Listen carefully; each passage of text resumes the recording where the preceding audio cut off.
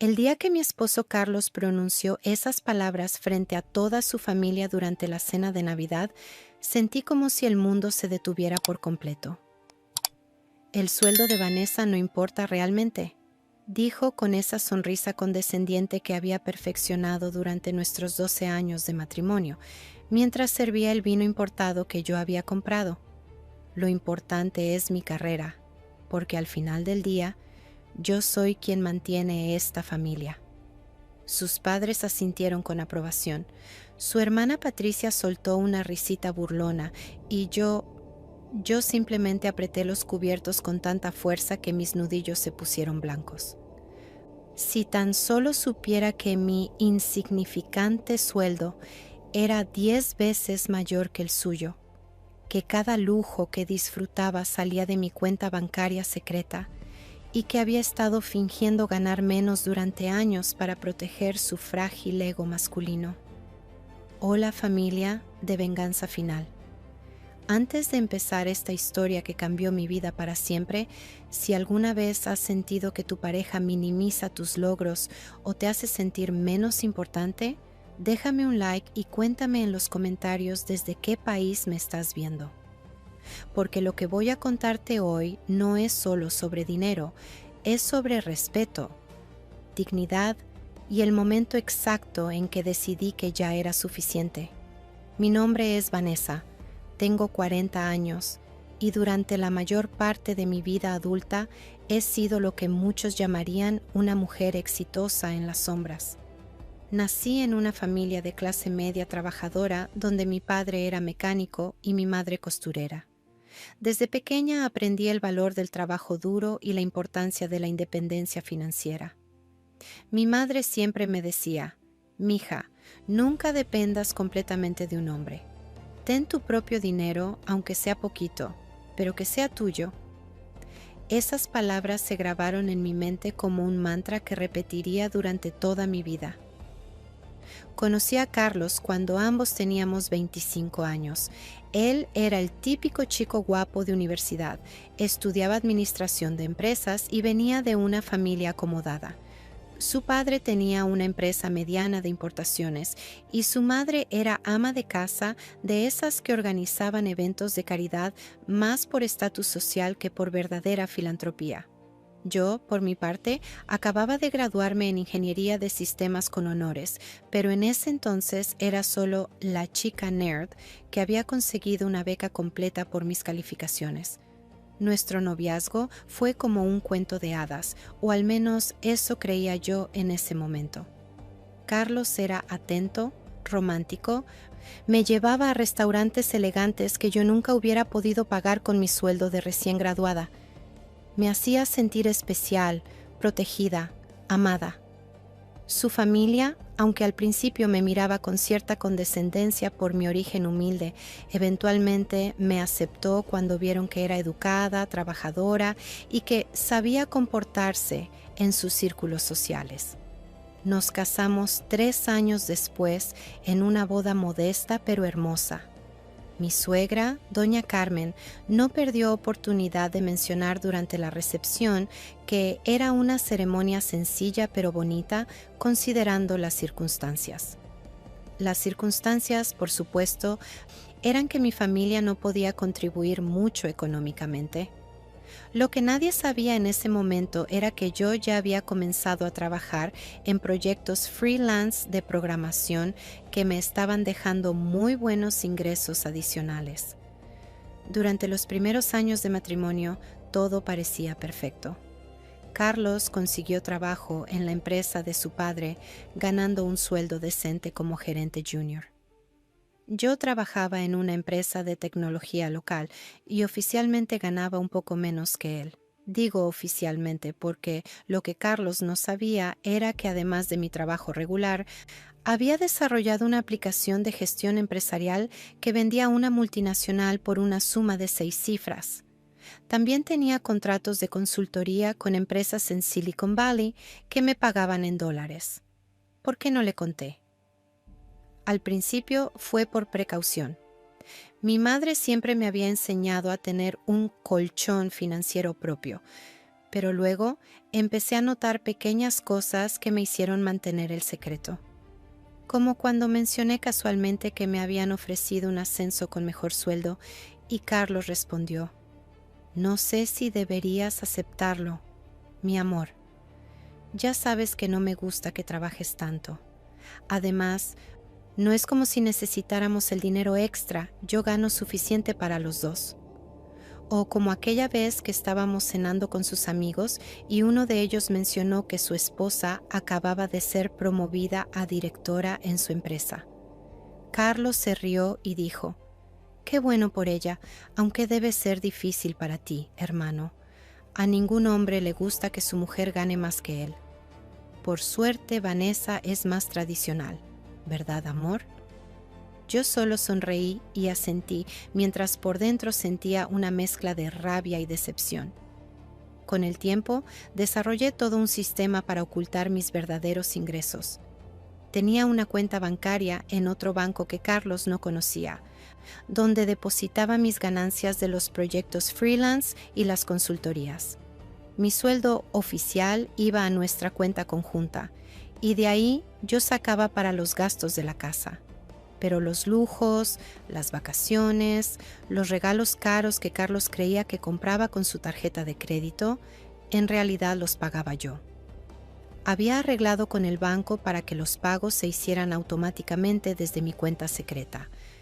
Era agotador vivir esa doble vida, pero me convencí de que lo hacía por el bien de nuestro matrimonio. Carlos era un buen hombre en muchos aspectos. No era violento, no bebía en exceso, no era infiel, que yo supiera. Pero tenía ese orgullo masculino frágil que había heredado de su padre, esa necesidad de sentirse el proveedor, el jefe de familia, el que tomaba las decisiones importantes. Los años pasaron y mi carrera despegó de manera espectacular, aunque en las sombras. Desarrollé 3 aplicaciones más que vendí muy bien, me convertí en consultora senior para varias empresas Fortune 500 e incluso invertí en algunas startups que me dieron retornos increíbles. Mi patrimonio neto creció exponencialmente, pero en casa seguía siendo la esposa que ganaba un sueldito modesto en su trabajo de oficina. La dinámica familiar se fue volviendo cada vez más tóxica sin que me diera cuenta completamente. Carlos tomaba todas las decisiones financieras importantes sin consultarme realmente. «Vamos a comprar este carro», decía. «No, ¿qué te parece si compramos este carro?». Invertí nuestros ahorros en el negocio de mi primo. Me informaba después del hecho, no antes. Y yo, por mantener la paz y mi secreto, simplemente asentía y secretamente transfería más dinero a las cuentas para cubrir sus decisiones impulsivas. Su familia tampoco ayudaba. Doña Carmen siempre hacía comentarios sutiles pero hirientes. «Ay, Vanessa, qué bueno que Carlos es tan buen proveedor, ¿verdad? Así tú no tienes que matarte trabajando como otras pobres mujeres». O Patricia, mi cuñada, que constantemente presumía los regalos caros que su esposo le daba, mirándome con lástima cuando yo llegaba con mi bolso de marca medio. El Hermès lo tenía guardado en mi oficina. El punto de quiebre comenzó a gestarse hace 6 meses, cuando Carlos perdió su trabajo. La empresa de su padre había quebrado debido a malas decisiones de inversión y algunos negocios turbios que salieron a la luz. De la noche a la mañana, Carlos pasó de ser gerente senior a estar desempleado. Fue devastador para él, y yo genuinamente sentí compasión. Le aseguré que todo estaría bien, que mi sueldo nos alcanzaría mientras él encontraba algo nuevo. «No te preocupes», le dije una noche mientras lo abrazaba en nuestra cama. «Mi sueldo puede cubrir los gastos básicos por un tiempo». Carlos se apartó de mí bruscamente. «¿Los gastos básicos? Vanessa, por favor, tu sueldito apenas alcanza para las compras del supermercado. Voy a tener que pedirle prestado a mis tíos o vender el carro. Carlos, en serio, ¿puedo pedir un aumento o trabajar horas extra?», empecé a decir. «No», me interrumpió con firmeza. Ya es suficientemente humillante estar sin trabajo. No voy a permitir que mi esposa se mate trabajando para mantenerme. Encontraré algo pronto, ya verás. Pero no encontró nada pronto. Los meses pasaron y Carlos rechazaba trabajo tras trabajo porque no estaban a su nivel. O el sueldo era insultante para alguien con su experiencia.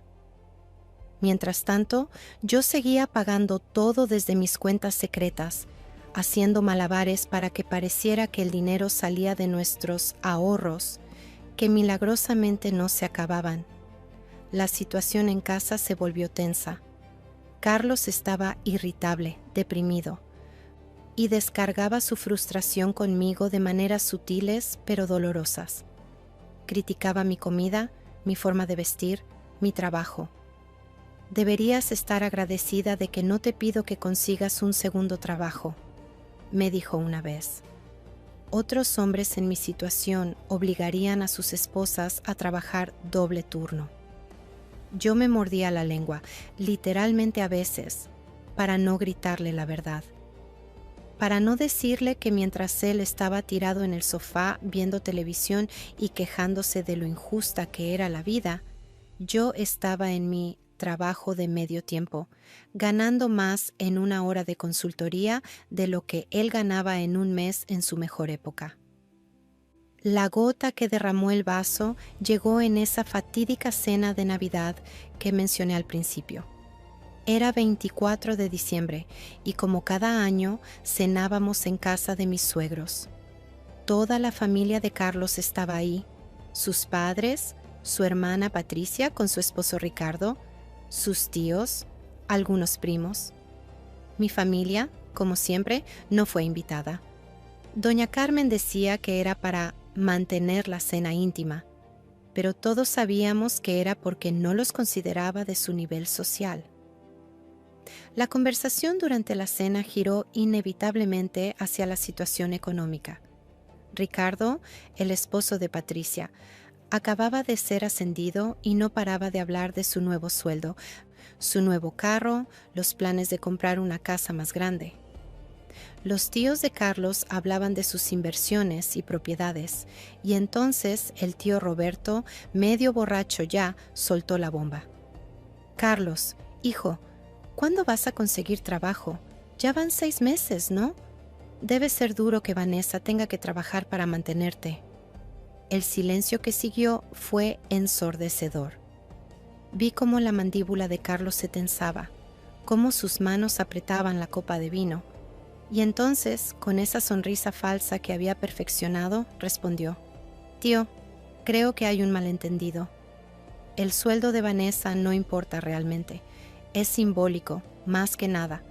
Lo importante es mi carrera, porque al final del día yo soy quien mantiene esta familia. Estos meses han sido un bache temporal, pero pronto volveré a ganar lo suficiente para que Vanessa pueda dejar de trabajar si quiere.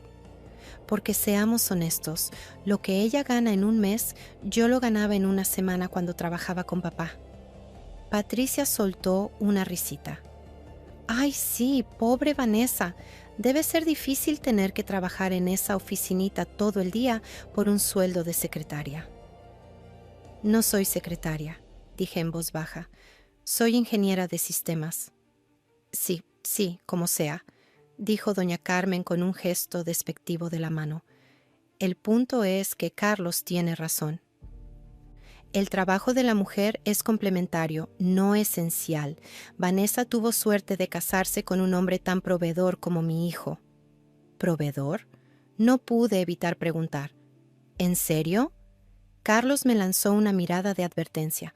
«Vanessa, no empecemos. Sabes que es verdad. Tu sueldo es... ¿Qué? $3,000 al mes? Eso no alcanza ni para pagar la hipoteca de la casa». «La casa que yo...». Empecé, pero me detuve. No, todavía no era el momento. «¿La casa que qué?», preguntó Carlos con tono condescendiente. «¿Que ayudas a limpiar?». «Sí, mi amor, y te lo agradezco. Pero no confundamos las cosas. Yo compré esa casa, yo pago las cuentas importantes, yo he mantenido nuestro estilo de vida todos estos años». Ricardo se rió. Hermano, al menos tu mujer trabaja. Patricia ni eso hace, ¿verdad, mi amor? Patricia sonrió con orgullo. ¿Para qué? Si Ricardo gana suficiente para los dos y para darnos todos los lujos. Así debe ser. El hombre provee, la mujer cuida del hogar. Exacto, asintió doña Carmen. Vanessa, deberías estar agradecida de que Carlos te permite trabajar. Muchos hombres no lo harían, especialmente en un trabajito que no aporta casi nada. Sentí que algo dentro de mí se rompía. Años de silencio, de aguantar humillaciones, de proteger el ego de Carlos, todo se derrumbó en ese momento. Pero aún no dije nada. Solo sonreí y seguí cenando mientras por dentro planeaba mi venganza. ¿Tú qué habrías hecho en mi lugar? ¿Habrías explotado ahí mismo o habrías esperado como yo? Porque lo que hice después fue calculado, frío y absolutamente devastador para Carlos y su familia. Los días siguientes a la cena de Navidad fueron una tortura. Carlos estaba más insoportable que nunca, pavoneándose por la casa como si realmente fuera el gran proveedor que había proclamado ser frente a su familia. Incluso tuvo el descaro de decirme que debería considerar pedir menos horas en el trabajo para dedicarte más a la casa, ya que obviamente tu sueldo no hace gran diferencia. Fue entonces cuando tomé la decisión. Era hora de revelar la verdad, pero no de cualquier manera. No, Carlos y su familia merecían una lección que nunca olvidarían. Empecé por consultar con mi abogada. Sí, tenía una abogada personal que Carlos no conocía, para entender mis opciones. Elena Rodríguez era una mujer brillante que me había ayudado con mis contratos de consultoría durante años. Vanessa, me dijo Elena en su oficina esa tarde de enero, revisando los documentos que le había llevado. Según lo que veo aquí, todos los bienes están a tu nombre o fueron comprados con tu dinero. La casa, los carros, las inversiones, todo es tuyo. Carlos no tiene derecho legal sobre nada de esto. Lo sé, respondí, sintiendo una mezcla de satisfacción y tristeza. Pero él no lo sabe. ¿Cree que todo está a nombre de ambos o solo de él? Elena me miró por encima de sus lentes. ¿Y por qué permitiste esto durante tanto tiempo? Suspiré profundamente. Por amor, supongo, por mantener la paz, por esa estúpida idea de que si él se sentía menos hombre, nuestro matrimonio se destruiría. Pero me di cuenta de que ya está destruido. Yo lo destruí al mentir y él lo destruyó al menospreciarme. ¿Qué quieres hacer entonces?, preguntó Elena. Quiero que sepa la verdad, toda la verdad, pero quiero hacerlo de manera que no pueda negarlo o minimizarlo. Y quiero proteger mis activos. Elena sonrió. Puedo ayudarte con eso. Primero, vamos a documentar todo, cada transacción, cada pago, cada compra. Luego, vamos a preparar los papeles de divorcio y cuando estés lista, le das la sorpresa. Durante las siguientes semanas, trabajé meticulosamente en recopilar toda la evidencia. Estados de cuenta bancarios, contratos de venta de mis aplicaciones, acuerdos de consultoría, escrituras de propiedades, todo. También empecé a grabar secretamente las conversaciones con Carlos, donde él continuaba menospreciando mi trabajo y mi contribución al hogar. Una noche, mientras cenábamos, Carlos mencionó casualmente: mi primo Luis me ofreció entrar como socio en su negocio de importaciones. Solo necesito invertir $50,000. Voy a tener que vender tu carro, amor. Total, puedes usar el transporte público para ir al trabajo. ¿Mi carro?, pregunté, aunque sabía que el carro estaba a mi nombre y pagado completamente por mí. Sí, ese Honda viejo. No vale mucho, pero algo es algo. No te preocupes, cuando el negocio despegue, te compro uno mejor. Carlos, dije con calma, ese carro está a mi nombre. No puedes venderlo sin mi firma. Él se rió. ¿A tu nombre? Vanessa, por favor, yo pagué ese carro. Tal vez esté a tu nombre por algún tema de papeles, pero ambos sabemos quién lo compró realmente. ¿Ah, sí?, pregunté, sintiendo que la rabia burbujeaba dentro de mí. ¿Y con qué dinero exactamente? Con mi dinero, obviamente. Tu sueldito no alcanza ni para la gasolina.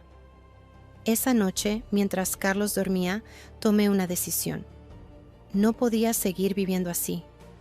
Al día siguiente llamé a Elena y le dije que procediera con todo. También hice algo que había estado posponiendo. Les conté la verdad a mis padres.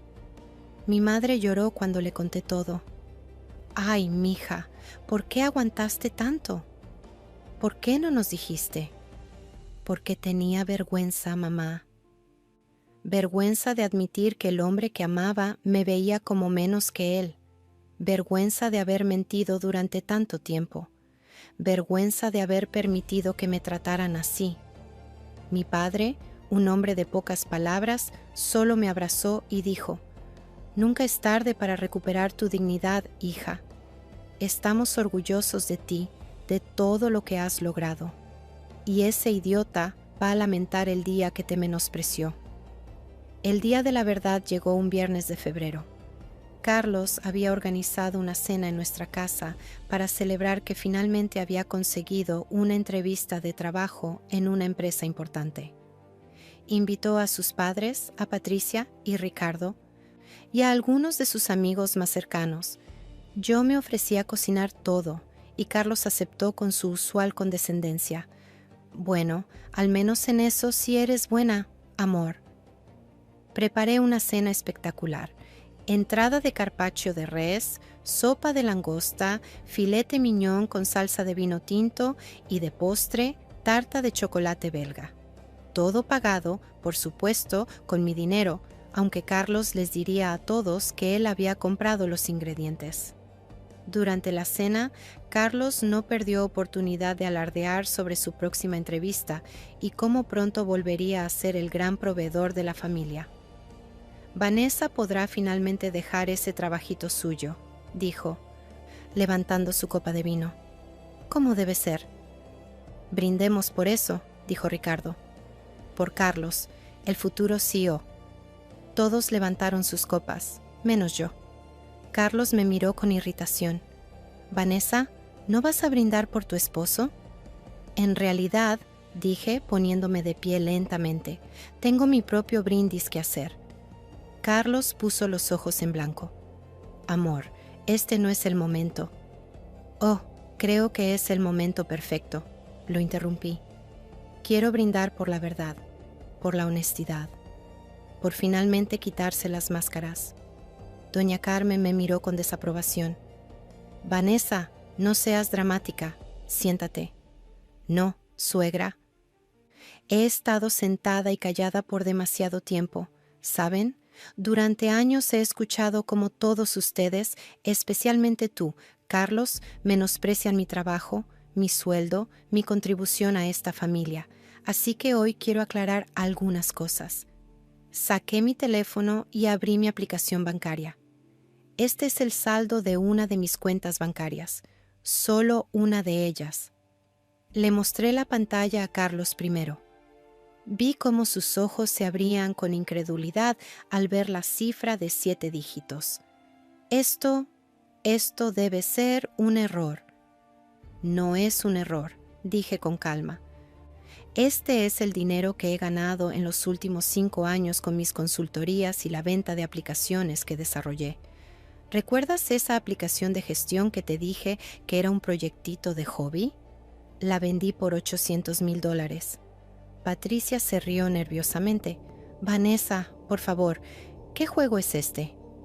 «No es un juego, Patricia. ¿Ven esta casa hermosa en la que estamos cenando? Yo la pagué. Cash, completa. Está a mi nombre. Carlos nunca ha pagado ni un centavo de la hipoteca porque nunca hubo hipoteca». «Eso es mentira», gritó Carlos poniéndose de pie. «Yo pagué esta casa con mi bono de fin de año hace 3 años». «¿Tu bono de $30,000? Me reí. «Carlos, esta casa costó $450,000. Aquí está la escritura. Saqué el documento de mi bolso y lo puse sobre la mesa. Lee el nombre del propietario. Carlos tomó el papel con manos temblorosas. Su rostro perdió todo color cuando leyó mi nombre como única propietaria. Los carros, continué, sacando más documentos. El BMW que manejas, Carlos, que crees que compraste tú, lo pagué yo. Está a mi nombre. El Range Rover que está en el garaje y que planeabas vender también es mío. Las vacaciones a Europa, a Japón, al Caribe, todas las pagué yo. Los relojes Rolex que usas los compré yo. La membresía del club de golf la pago yo mensualmente. Esto no puede ser verdad, murmuró doña Carmen. Carlos, dile que está mintiendo. No estoy mintiendo, dije, mi voz ganando fuerza. Y hay más. Carlos, ¿recuerdas cuando invertiste nuestros ahorros en el negocio de tu primo que quebró? Ese dinero salió de mi cuenta. Los $100,000 que perdiste eran míos. La cirugía de tu madre el año pasado, cuando el seguro no quiso cubrir todo, pagué los $40,000 extra de mi bolsillo. Doña Carmen se llevó la mano al pecho, sin poder creer lo que escuchaba. ¿Pero por qué?, preguntó Carlos, su voz apenas un susurro. ¿Por qué mentiste? ¿Yo mentí?, pregunté, sintiendo que finalmente podía liberar años de frustración. Yo no mentí, Carlos, simplemente nunca preguntaste. Asumiste que ganaba poco porque en tu mente era imposible que tu esposa ganara más que tú. Y cada vez que intenté contarte sobre mis proyectos, mis logros, me cortabas diciendo que no te aburra con tecnicismos de computadora. Pero yo te mantenía, balbuceó Carlos. No, mi amor, yo te mantenía a ti. Tu sueldo, en tu mejor momento, era de $8,000 al mes. Yo gano eso en 2 días de consultoría, a veces en uno solo si el proyecto es grande. Actualmente, mi ingreso mensual promedio es de $80,000, 10 veces más que lo que tú ganabas. Ricardo silbó por lo bajo. Dios mío. Y lo más triste de todo, continué, sintiendo que las lágrimas amenazaban con salir pero conteniéndolas, es que yo hubiera compartido todo contigo con gusto. Todo, pero tenías que respetarme. Tenías que verme como tu igual, no como tu subordinada. Tenías que amarme por quien soy, no por cómo me hacías sentir inferior a ti. Vanessa, podemos hablar de esto en privado, dijo Carlos, su voz desesperada. No, me humillaste en público, frente a tu familia. Ahora escucharás la verdad frente a ellos también. ¿Sabes qué es lo más irónico? Que mientras tú estabas tirado en el sofá estos 6 meses, rechazando trabajos porque estaban por debajo de tu nivel, yo cerré el contrato más grande de mi carrera. $3 millones por desarrollar un sistema completo para una empresa en Silicon Valley. 3 millones, Carlos. Patricia estaba pálida. Ricardo miraba su plato como si fuera lo más interesante del mundo. Los amigos de Carlos se movían incómodos en sus sillas. Pero eso no es todo, dije, sacando el último documento de mi bolso. Estos son los papeles de divorcio. Ya están firmados por mí. Como todos los bienes están a mi nombre y fueron comprados con mi dinero antes y durante el matrimonio, pero sin tu conocimiento, según tu propia admisión grabada, no tienes derecho a nada. Nada, Carlos. No puedes hacerme esto, dijo Carlos, su voz subiendo. Soy tu esposo, tengo derechos. Los tendrías si hubieras contribuido a algo. Pero según tus propias palabras, grabadas por cierto, mi sueldo no importa y tú eres quien mantiene la familia. Así que legalmente no has contribuido nada porque todo lo que creías que aportabas en realidad salía de mis cuentas. Eres una manipuladora, gritó doña Carmen, una mentirosa que engañó a mi hijo. No, suegra. Yo solo protegí lo mío mientras aguantaba sus humillaciones. ¿Recuerda la cena de Navidad? Cuando todos se rieron de mi sueldito de secretaria, cuando dijeron que debería estar agradecida de que Carlos me mantiene.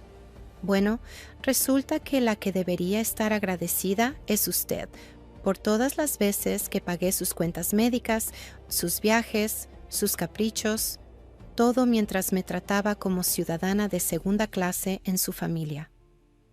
Me levanté de la mesa, sintiéndome más ligera de lo que me había sentido en años. Carlos, tienes 30 días para mudarte. La casa, como ya establecimos, es mía. Puedes llevarte tu ropa y efectos personales, los muebles, los aparatos, todo se queda porque todo lo compré yo. Vanessa, por favor. Carlos se levantó e intentó tomarme del brazo. ¿Podemos arreglar esto? Te amo. ¿Me amas?, pregunté apartándome de él. ¿O amas la vida cómoda que te di? ¿Amas a la mujer exitosa que soy o a la esposa sumisa que pretendía ser? Porque Carlos, la mujer que ganaba $3,000 al mes y necesitaba tu protección, nunca existió. Esa era una actuación, una que ya no estoy dispuesta a continuar. Pero construimos una vida juntos, dijo Carlos, y por primera vez vi lágrimas en sus ojos. No, Carlos, yo construí una vida y te permití habitarla, pero nunca la valoraste porque no sabías que era mía. Necesitabas creer que era tuya para sentirte hombre, y ese es tu problema, no el mío. Caminé hacia la puerta, pero antes de salir me volví una última vez. Por cierto, la entrevista de trabajo que tienes el lunes en Tech Global Solutions, ¿sabes quién es la consultora principal que evalúa a los candidatos para ese puesto? Yo. Y no te preocupes, seré completamente profesional. Te evaluaré por tus méritos reales, no por lo que crees que vales. La expresión de horror en el rostro de Carlos fue casi cómica. No, no puedes. Sí puedo, y lo haré. Porque a diferencia de ti, yo sí sé separar lo personal de lo profesional, aunque te adelanto que con tu actitud arrogante y tu incapacidad para trabajar en equipo que he observado todos estos años, no creo que seas el candidato ideal. Pero hey, sorpréndeme. Si hasta aquí ya sientes que esta historia te recuerda algo que viviste, escríbeme en los comentarios. No estás sola en esto, porque lo que viene después es la parte donde todo se vuelve aún más interesante. Salí de mi propia casa esa noche y me fui a un hotel de lujo en el centro de la ciudad. Por primera vez en años, pedí la suite presidencial sin sentir culpa. Me serví una copa de champaña del minibar sin preocuparme por el precio. Me di un baño de burbujas en el jacuzzi sin pensar en que Carlos diría que es un gasto innecesario. Mi teléfono no paraba de sonar. Llamadas de Carlos, de doña Carmen, de Patricia, mensajes de texto rogando, amenazando, suplicando. Los ignoré todos excepto uno, un mensaje de mi madre. Mija, Carlos vino aquí llorando. Tu padre lo corrió con la escoba. Estamos orgullosos de ti. Esa noche dormí mejor de lo que había dormido en años, sin el peso de la mentira, sin la carga de fingir ser menos de lo que era, sin la ansiedad de mantener las apariencias. Por primera vez en mucho tiempo, fui completamente yo misma. A la mañana siguiente me desperté con cientos de notificaciones en mi teléfono. Al parecer, uno de los amigos de Carlos que estuvo en la cena había grabado parte de mi revelación y lo había compartido en redes sociales. El video se había vuelto viral. Los comentarios eran mixtos. Algunos me llamaban heroína. Otros me acusaban de ser manipuladora. No me importaba. La opinión de extraños en Internet era irrelevante comparada con la libertad que sentía. Pero lo que sí me sorprendió fue recibir una llamada de Sofía, la exesposa del hermano de Carlos que se había divorciado hace 5 años. Vanessa, acabo de ver el video. Dios mío, eres mi heroína.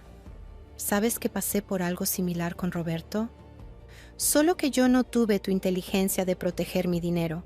Él se quedó con la mitad de todo lo que yo había construido. Hablamos durante horas.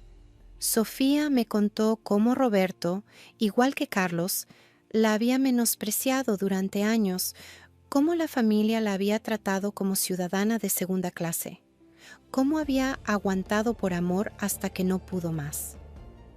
Pero tú fuiste más lista, me dijo. Tú te protegiste. Ojalá yo hubiera hecho lo mismo. Los días siguientes fueron un torbellino. Carlos intentó todo, desde contratar un abogado, que le dijo que no tenía caso, hasta mandar a sus amigos a hablar conmigo. Los mandé de regreso con las manos vacías. Hasta amenazar con destruir mi reputación profesional. Le recordé que yo tenía grabaciones de todas sus humillaciones y que un escándalo público lo perjudicaría más a él. Doña Carmen fue la más persistente. Me esperó afuera de mi oficina un día, vestida de negro como si estuviera de luto. Vanessa, por favor. Carlos está destrozado. No come, no duerme. Esto lo va a matar. Doña Carmen, le dije con toda la calma que pude reunir, su hijo no está destrozado por perderme a mí. Está destrozado por perder el estilo de vida que yo le proveía. Hay una gran diferencia. ¿Cómo puedes ser tan cruel? Después de todo lo que hicimos por ti, ¿qué hicieron por mí exactamente? La interrumpí. ¿Tolerarme en su mesa? ¿Permitirme el honor de ser menospreciada constantemente? ¿Dejarme pagar sus cuentas mientras me trataban como sirvienta con título universitario? Te dimos una familia, dijo, con lágrimas en los ojos. No, doña Carmen, una familia te acepta, te respeta, te valora. Ustedes me toleraron mientras les fui útil. Y ahora que saben que no me necesitan para sentirse superiores, ahora que saben que en realidad soy yo quien no los necesita, no saben qué hacer. Carlos te ama, insistió. Carlos ama la idea de mí que él creó en su cabeza, la esposa sumisa, trabajadora, pero no demasiado exitosa, que lo admira y depende de él. Esa mujer no existe, nunca existió, y no es mi trabajo seguir fingiendo ser ella para mantener su ego inflado. La dejé ahí parada, en la acera, mientras entraba a mi edificio de oficinas.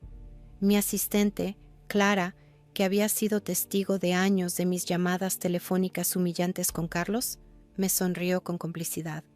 Jefa, permítame decirle que es usted mi inspiración.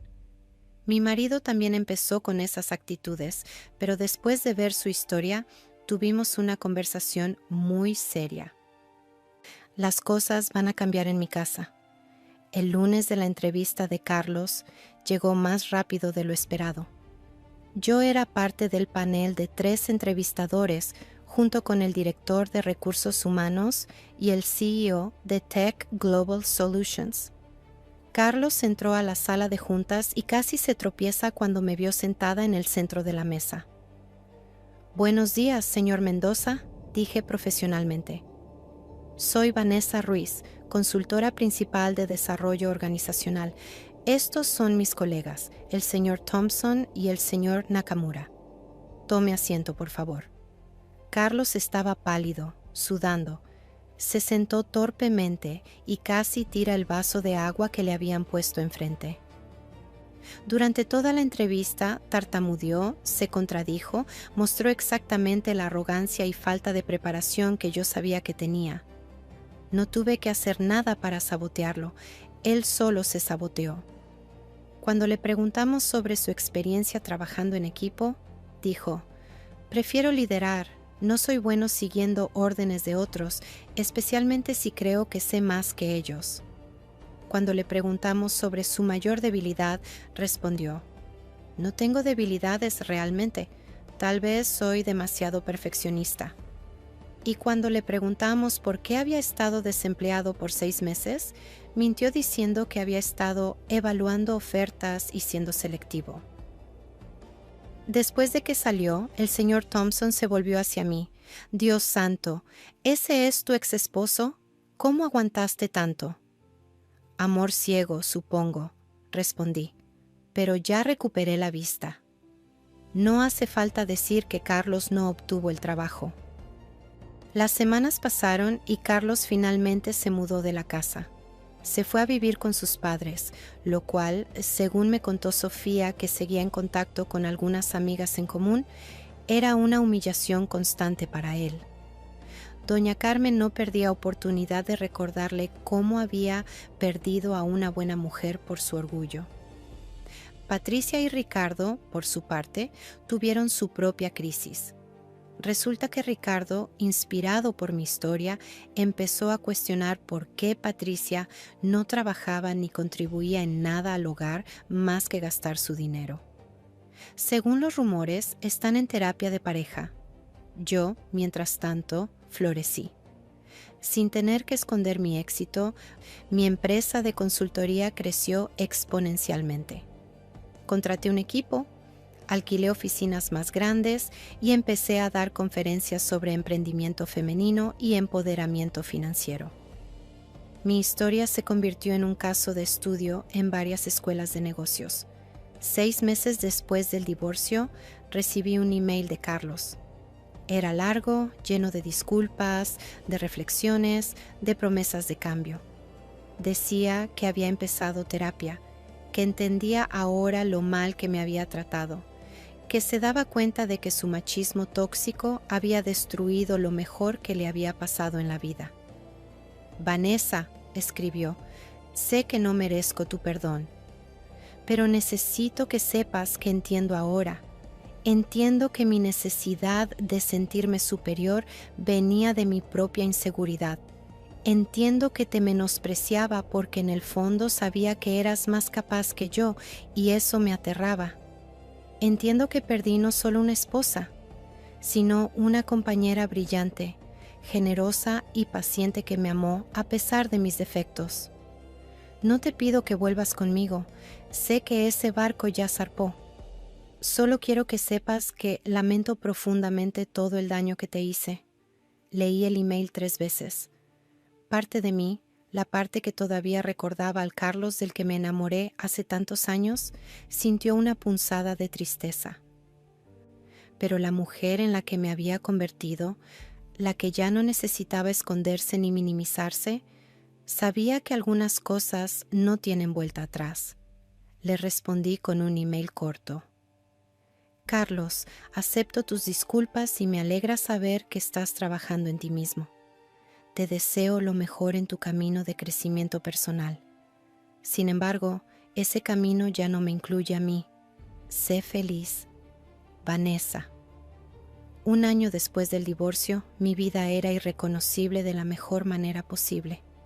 Había comprado una casa nueva, más grande y moderna, con un estudio perfecto para trabajar desde casa cuando quisiera. Había viajado a lugares que siempre quise conocer, pero que Carlos consideraba pérdida de dinero. Había reconectado con amigas que había alejado porque Carlos no las consideraba apropiadas. Mi empresa ganó varios contratos millonarios y fui invitada a dar una charla TED sobre el costo oculto de minimizarte por amor. El video tiene millones de vistas y recibo mensajes diarios de mujeres y algunos hombres que vivieron situaciones similares y encontraron valor en mi historia para hacer cambios en sus propias vidas. Mis padres, que ahora viven en una casa más cómoda que les compré, no pueden estar más orgullosos.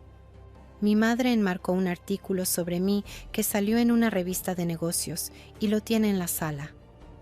Mi padre, cada vez que sus amigos vienen de visita, les cuenta sobre su hija, la genio de las computadoras que no se deja de nadie.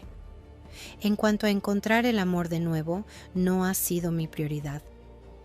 He tenido algunas citas, pero ahora soy muy clara desde el principio.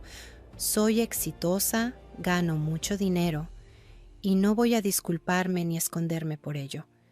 Si eso intimida a alguien, mejor que se intimide desde el principio y no después de años de matrimonio. Hace poco me encontré con Patricia en un café. Estaba diferente, más humilde, menos arrogante.